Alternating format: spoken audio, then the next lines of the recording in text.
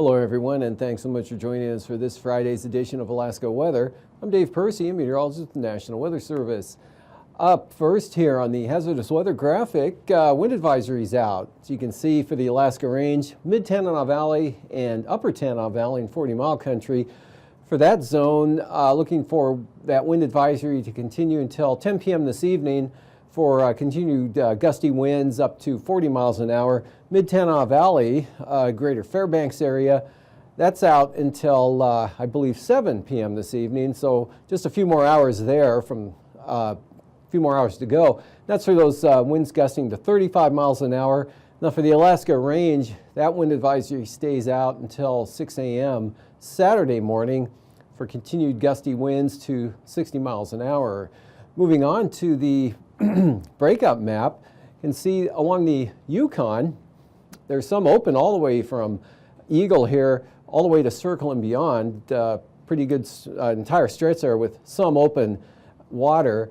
And then here along the Tanana River, also there along to the Yukon, we've got now downstream some open areas of water on that as well. Otherwise, the Kuskokwim is mostly open all the way down, except back up to the northeast there. And the northern rivers have yet to show any movement. Moving on to the satellite imagery for today, system front pushing eastward here, kind of two pieces to it, one breaking off and moving off to the east here, trailing down through here. Another development riding northward and right through here bringing more rain up to the North Gulf Coast areas and into the northern panhandle with a lot drier conditions down to the south, but lots of cloudiness today in over much of interior Alaska. Massive clouds shifting northward across the eastern interior. That brought anywhere from, well, 10 to 15 degrees of cooling from the temperatures yesterday afternoon, especially over the eastern interior toward Eagle. So the mini heat wave is ended, at least for the time being there. And then out to the west, there's the next front pushing clouds into the far western Aleutians, but the main rain-producing clouds is a much narrower band out toward the front, which is right about in that position there. A good break in between that front and this area of cloudiness here, as you can see, kind of rotating back in from the northwest from the Pribilofs with some showers down into the eastern Aleutian areas. And pretty well cloudy there with cloudy but dry with light winds for St. Lawrence Island. Showers across the Seward Peninsula. On the chart today, areas of rain and showers here over the northwest on up to about the southern slopes of the Central Brooks Range here across the upper Noatak Valley. Not real heavy amounts of rain with this front. You can see the precipitation field really broken up here, especially off to the east, and due to the mountainous terrain here, with the heaviest amounts of precipitation falling along the North Gulf Coast, where since midnight, Mount Alyeska, there by Girdwood, had 1.7 inches of rain, which is even more than what Portage Glacier received. Cordova picked up about an inch of rain there, with Hope picking up half an inch of rain. So some pretty good rainfall with this system as it came in with a southerly flow. Lighter rainfall amounts back out to the west and to the north. So Sitna Valley picking about 1 to 2/10 of an inch today. And same thing here over the southwest with this system, but more scattered in nature are the showers from the Fox Islands up toward the Pribilofs there, with higher pressure farther out to the west. And we'll see for tonight that front weakly pushes into the western Aleutians, finally with some rain over to maybe Amchitka Island. Wind's not much of a factor with that at all. As you can see, not much gradient, especially in advance of the front. So have this weakening low drifting northward there now near Nunivak Island tonight. That's going to keep it very unsettled here along the southwest coast, kind of cool and showery conditions down across the Alaska Peninsula to the eastern Aleutians. And trough extending northwest there, rain or snow here in areas. Rain or snow, mostly in the form of showers, nothing really all that continuous. And that'll extend all the way to the eastern Arctic coast areas there with some light snow and fog. Same chance of that on the central coast as well, but nothing significant. Rainfall continues south to north flow, especially aloft here, keeping it damp along the North Gulf Coast, southern coast of the Kenai Peninsula. And that front pushes some rain in across the southeast coast here, advancing a little farther to the south, and it stays wet back to the west there to about Yakutat.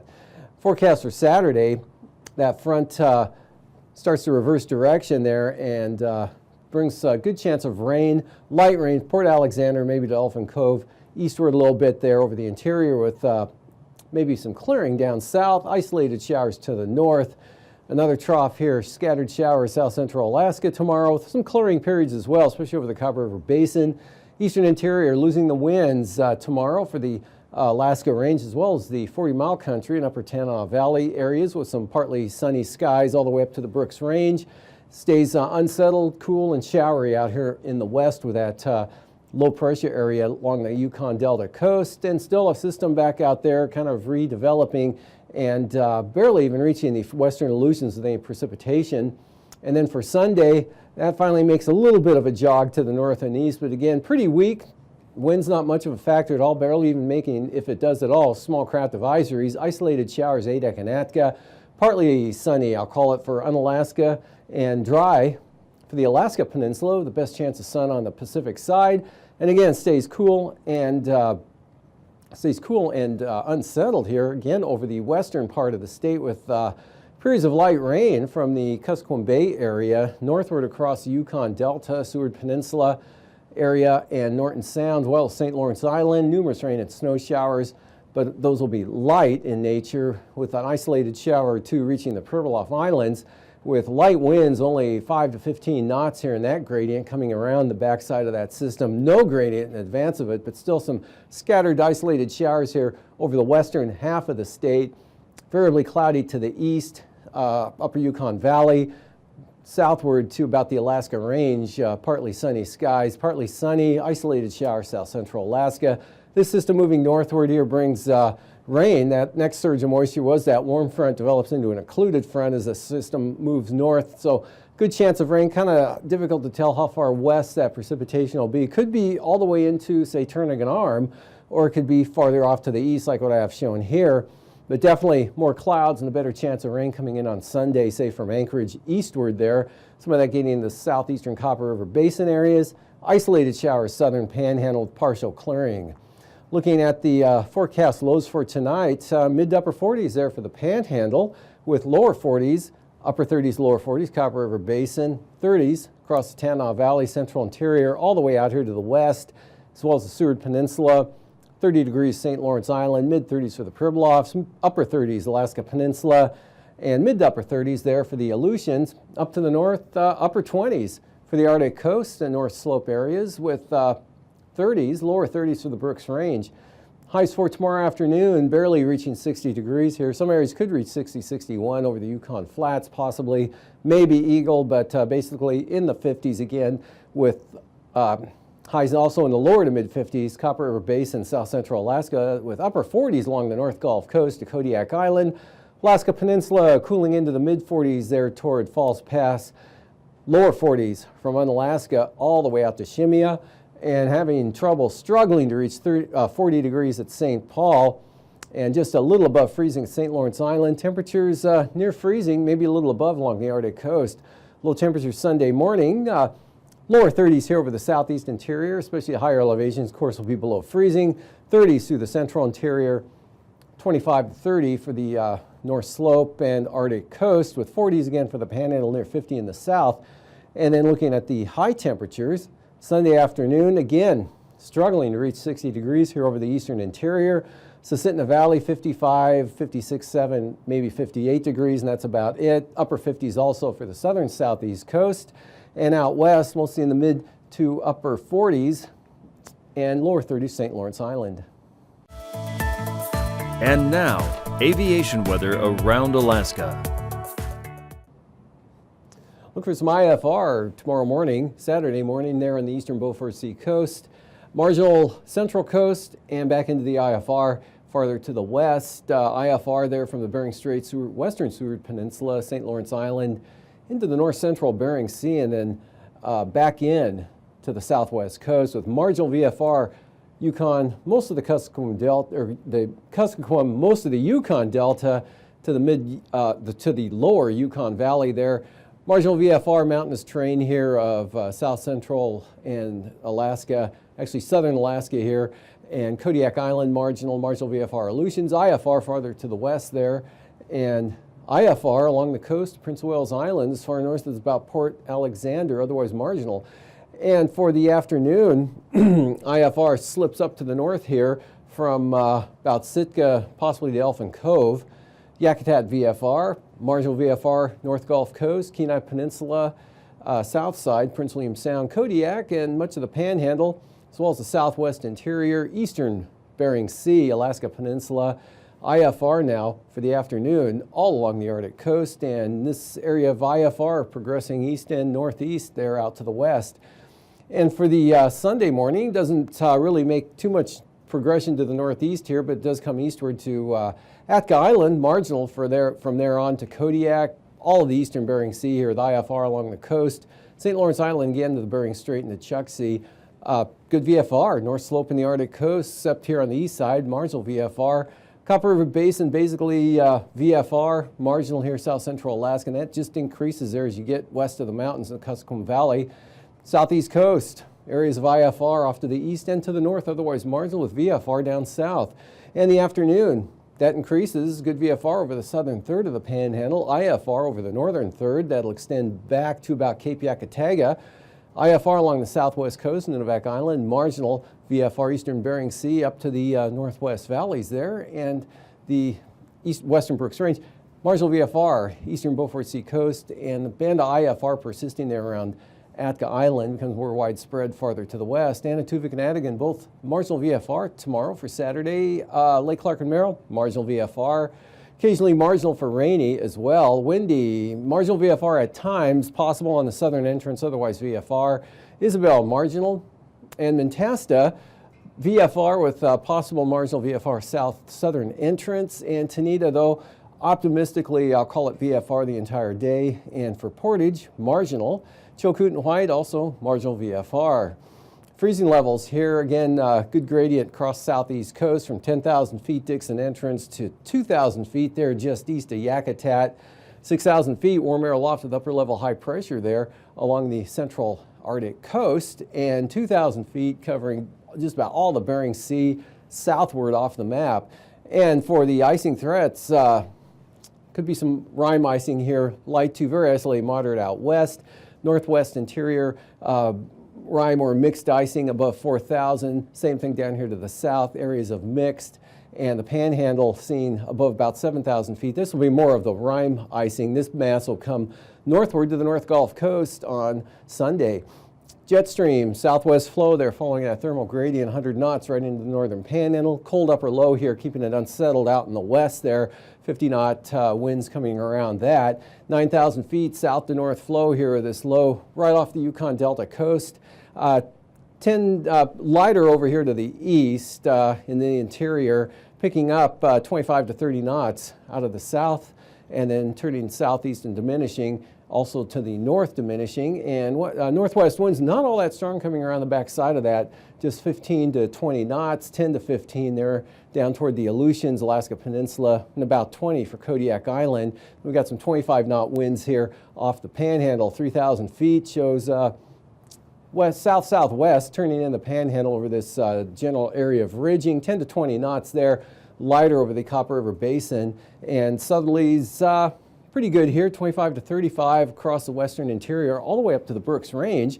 Westerlies, 15. South side of this low, maybe 15 to 20 knots coming around that, say 15 for the Pribilofs. Really light winds out here for the western Aleutians, although increasing to 20 knots farther to the west. Turbulence, occasional moderate chop here in the orange shaded areas from the Nulato Hills southward to Bristol Bay, also along the mountains, Alaska Range, south central Alaska, and the central Brooks Range areas. And after the break, I'll be back with the marine forecasts.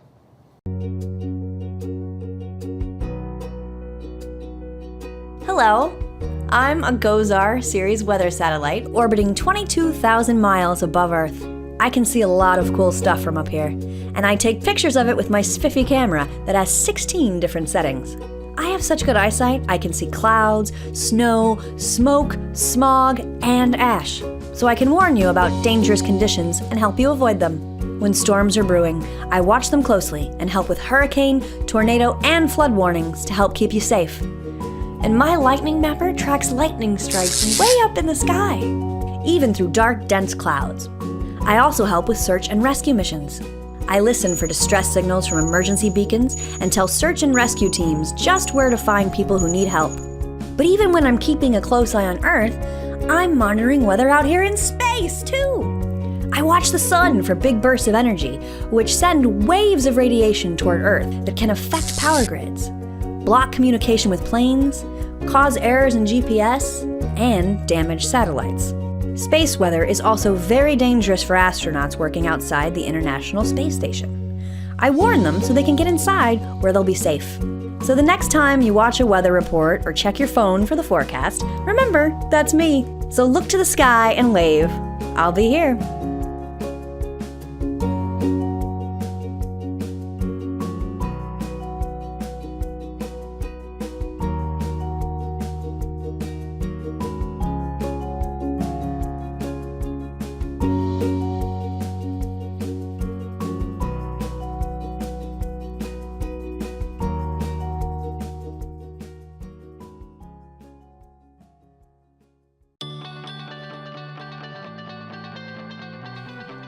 Whoa! Things are looking pretty bad down there. But don't worry. I'm going to give weather forecasters a heads up and help you stay safe. I'm a GOES-R series weather satellite, and one of my jobs is to keep an eye on Earth's weather as I orbit above. But I'm 22,000 miles above Earth. How does your local weather forecaster know what I see all the way up here?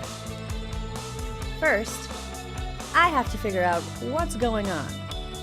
I point my special camera at the Earth and take pictures of the clouds I see below.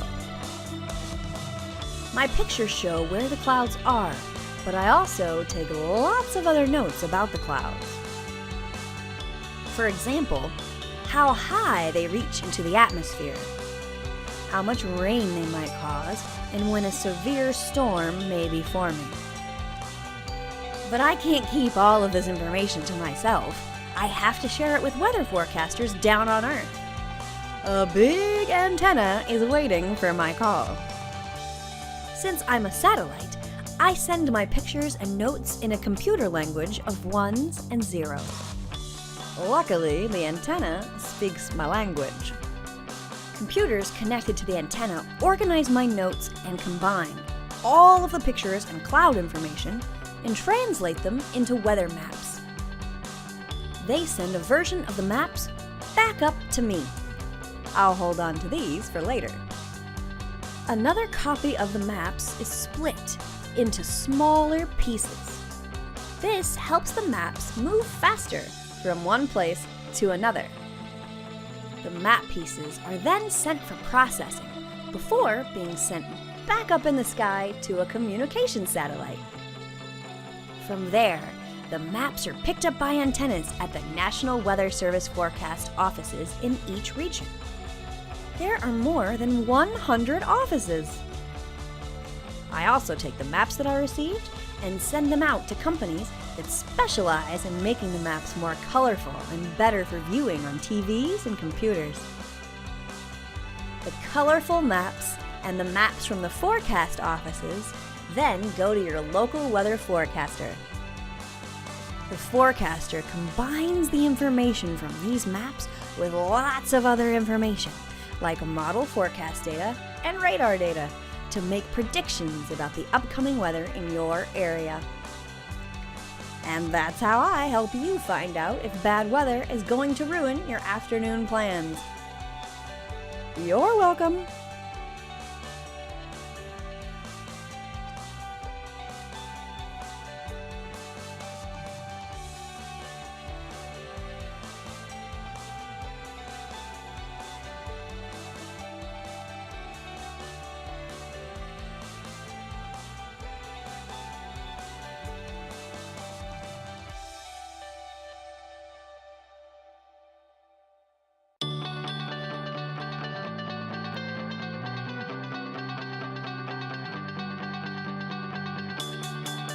Soon it will be my time to shine in outer space. I'm the GOES-R satellite. That stands for Geostationary Operational Environmental Satellite. And the R stands for my order in this series of weather satellites. Like my older siblings before me, I'll do a lot for watching weather, but I'm pretty special because I have a lot of new gadgets. I'm originally from Colorado, but my journey to space has a few stops along the way. I'll be shipped in a very special satellite shipping container to Kennedy Space Center. Moving me around is not easy. I'm over 18 feet wide and weigh 6,000 pounds. And then things get really exciting. I get loaded onto an Atlas V541 launch vehicle. A big rocket! Woo! After Atlas and I blast off together, my compartment separates from the launch vehicle and I continue to climb higher and higher. Then I break away completely and unfurl my solar panel and antenna. After that, I have to use my thrusters to get into just the right position, 22,000 miles above the ground and traveling 1.9 miles per second to keep up with Earth's rotation. And then I can officially start my job along with my fellow GOES sisters, where I take advanced pictures for more accurate weather forecasts, map lightning in real time, and improve the monitoring of the sun's activity. It's going to be so awesome! I can't wait!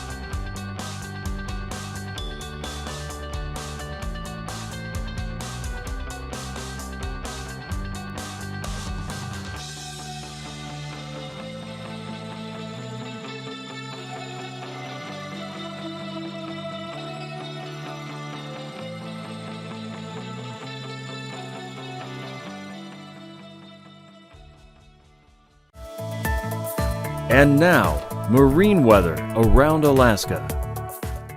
Welcome back. Looking at today's sea ice analysis.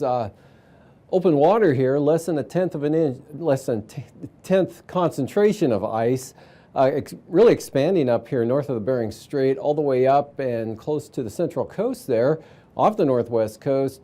And the northerly winds you have are going to become southerly here over the weekend. So whatever is drifting south will start to not drift south so much, and really over the next several days continued melting, especially whatever's left here in the northern Bering Sea.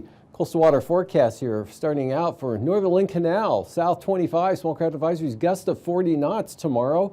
Otherwise south 15 Stevens Passage, and barely a breeze at all there for Clarence Strait. South 10 to 15 here out along the coast, not with 10-foot seas the entire way. Wind's getting really light and variable on the north coast, but those seas still at 10 feet. And for the Sunday outlook, increasing south 25 knots, small craft advisories on the south coast, small crafts on the north coast with gale force gusts up there in the extreme north coast. Seas still at 10 feet. Lynn Canal losing the 45 knot gusts and back down to 25, or remaining at 25, small craft advisories there. Southeast 20 for Stevens Passage, south 15 for Clarence Strait. And for Prince William Sound, light southeast winds at 10 with 2-foot seas, southwest at 10, light winds here. All in the North Gulf Coast, you can see south 15 on the west side there. Barren Island, south 20 with 9-foot seas.